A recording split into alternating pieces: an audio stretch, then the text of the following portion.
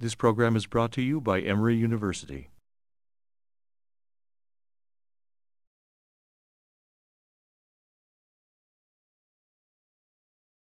I read recently that collectively the New York Mets have written more books than the famed Bloomsbury Circle of Virginia Woolf, E.M. Forster, and Lytton Strachey. That's a statistic I'd rather not check up on. It makes too good a story. But on a more mundane and more readily demonstrable level, it's at least true that more books have been written about baseball than about all other sports combined. A lot more. The others aren't even close. The Baseball Almanac sets the total on baseball books at more than 70,000, but Dorothy Seymour Mills, one of the most eminent historians of the game, counts the names of nearly 175,000. Numbers like these bear out George Will's contention that baseball fans have an unslakable thirst for writing about the game.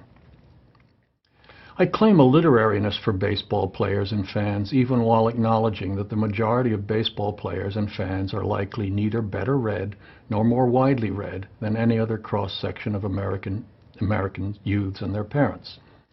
But it's my strong belief, supported by a good deal of personal and occasionally more objective data, that the sheer elegance of the game of baseball has since its beginnings evoked what passes for a literary state of mind.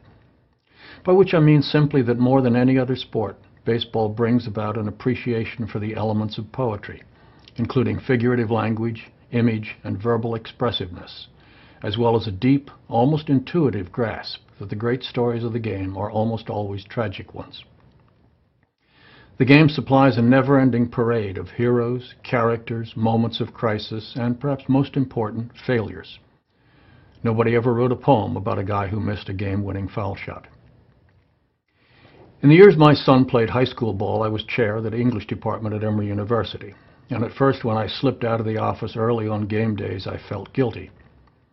But rather than pretend I was off to a meeting or the library, I thought it would be less shameful to hide my malfeasance in plain sight, and so I always made it a point to announce to everyone what I was doing whenever I ditched the office for the ball field. If I'd tried to balance work and play more conscientiously, I would surely have screwed up both of them. But perhaps in accord with some benevolent karmic principle, in straying from my professional life as a teacher of literature, I actually wound up more immersed in my subject than ever. The more baseball my son played, the more I read up on the game. And the more I read about baseball, the more I kept bumping into poetry and poets. The list of writers who at one time or another turned to baseball for subject matter reads like the members' directory in the Hall of Fame for American poets. I read Gregory Corso, Richard Eberhart, Robert Frost, Donald Hall, Richard Hugo, Marianne Moore, Robert Pinsky, James Tate, John Updike, Robert Penn Warren, Paul Zimmer. No other sport is so intimately linked with literature as baseball. Can make another distinction. No other game is as verbal as baseball. Conversation, commentary, heckling. Baseball players are always offering their teammates words of encouragement or running their mouths in a usually futile attempt to unsettle the opposing batter or pitcher. They mutter constantly to themselves or their teammates, either in the field or from within the dugout. This ongoing blather is integral to baseball and always has been. You would think that the configuration of the game, players are all spread out, each covers his own field, would discourage sociability. When they're on defense, every one of the 9 players is at least 40 feet from his nearest neighbor, scattered in lonely isolation like distant constellations in the heavens. Yet even here, the players are rarely silent. The modern game is as irrepressibly full of chit-chat and banter as when early owners attempts to get players to stop talking with each other.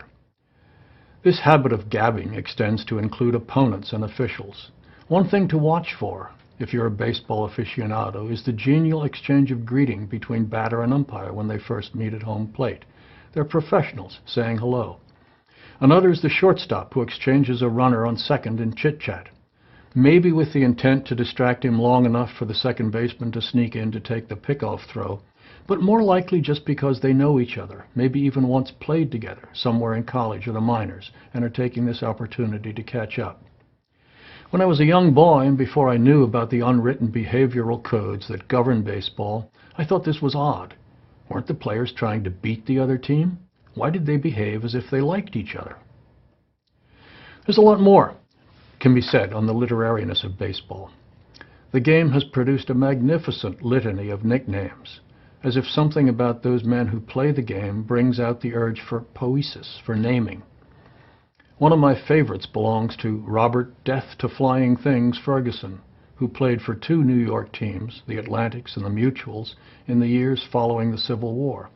Ferguson won his nickname, Death to Flying Things, because of his near-miraculous ability to chase down fly balls. Baseball players are also somehow attuned to the rhythms of literature, especially to its awareness of loss and mutability. You read earlier this term about Bill Wambsgans, the only man in history ever to complete an unassisted triple play in World Series competition. Wambsgans carried in his wallet for years a newspaper clipping of a poem, never knowing its author. He carried it until the newsprint finally crumbled into oblivion.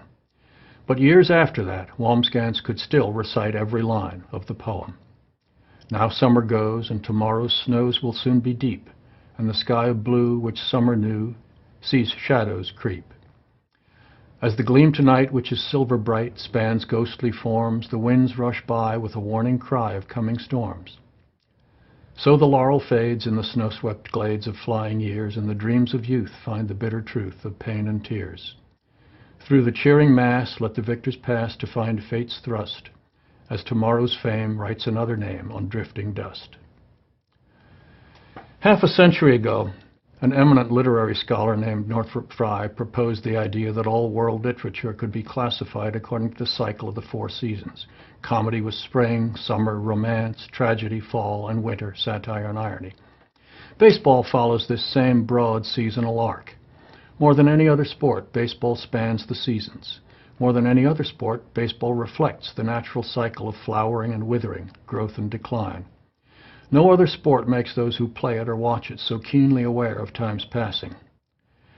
When I teach baseball at Emory, I offer to buy lunch to any student who could find a similar story about a football player who kept a poem in his wallet like Wambsgans did. No one ever collected on the bet. In trying to account for the interrelationship between baseball and literature, I know of nothing better to sum it up than an essay by the American novelist Philip Roth called My Baseball Years. Roth describes the way his childhood love for baseball grew inevitably and quite naturally into his adult passion for literature. Baseball was, he said, his words, this game that I loved with all my heart, not simply for the fun of playing it. Fun was secondary, really, but for the mythic and aesthetic dimension that it gave to an American boy's life, particularly one whose grandparents hardly spoke English. For someone whose roots in America were strong, but only inches deep, and who had no experience, such as a Catholic child might, of an awesome hierarchy that was real and felt, baseball was a kind of secular church that reached into every class and region of the nation and bound us together in common concerns, loyalties, rituals, enthusiasms, and antagonisms. Baseball made me understand what patriotism was about at its best. Not until I got to college and was introduced to literature did I find anything with a comparable emotional atmosphere and as strong an aesthetic appeal. I don't mean to suggest that it was a simple exchange, one passion for another, between first discovering the Newark Bears and the Brooklyn Dodgers at age 7 and 8, or first looking into Conrad's Lord Jim at age 18. I had done some growing up. I'm only saying that my discovery of literature, and fiction in particular, and the love affair, to some degree hopeless but still earnest, that has ensued, derives in part from this childhood infatuation with baseball. Or perhaps more accurately, baseball, with its lore and legends, its cultural power, its seasonal association, its native authenticity, its simple rules and transparent strategies, its longueurs and thrills, its spaciousness, its suspensefulness, its peculiarly hypnotic tedium, its heroics, its nuances, its characters, its language, and its mythic sense of itself, was the literature of my boyhood. Now, here's my question. Baseball, like literature, is to a considerable extent controlled anticipation. No one would read King Lear if the fortunes of that unhappy monarch were reduced to a tweet. King makes bad judgment and dies. How then do longueurs, spaciousness, nuances, suspensefulness, and hypnotic tedium contribute to the pleasures of both forms, baseball and literature, of entertainment? Finally, I'll have a go at saying why baseball and literature keep such close company. More than 20 years ago, at a luncheon in the dining room at the U.S. Capitol, honoring former baseball all-stars, the great left-handed pitcher Warren Spahn, winner of more games than any other left-hand pitcher in history, said this to the then Speaker of the House, Tip O'Neill. "Mr. Speaker, baseball is a game of failure. Even the best batters fail about 65% of the time. The two Hall of Fame pitchers here today, Spahn, 363 wins, 245 losses. Bob Gibson, 251 wins, 174 losses. The two Hall of Fame pitchers here today lost more games than a team plays in a full season." Spahn concluded, "I just hope you fellows in Congress have more success than baseball players have." Well, they don't. But neither do the rest of us. Your true baseball fan watches a game the way cognoscenti watch a performance of King Lear. They're merely biding their time, waiting for the catastrophe. Arnold Hanno, who in 1954, what is probably the best book about a single baseball game, it's called A Day in the Bleachers, tells the story of one afternoon when his beloved New York Giants blew, what else could he expect, blew a ninth-inning lead against their crosstown rivals, the Dodgers. "The reason I remember it," says Hanno, "is that a man sitting next to me in the bleachers shook his head sadly and said over and over again, 'I knew it, I knew it, I knew it. The pop-fly triple was to be expected.'" Real baseball fans know that the sky is always about to fall, and real baseball fans are always slightly unsettled when for some random planetary concatenation it doesn't. Even the Yankees fans know better than to anticipate victory. Baseball fans know that there's probably more failure in life than there is success. We're not guaranteed happiness after all, only the chance to pursue it. And if writers didn't treat failure, they couldn't go to the heart of things. In a world without failure, there'd be neither striving, nor learning, nor meaningful choice, and much or most of literature is about making choices and living with their consequences. There's a humorous way to put this. Question: how do you make God laugh? Answer: tell him your plans.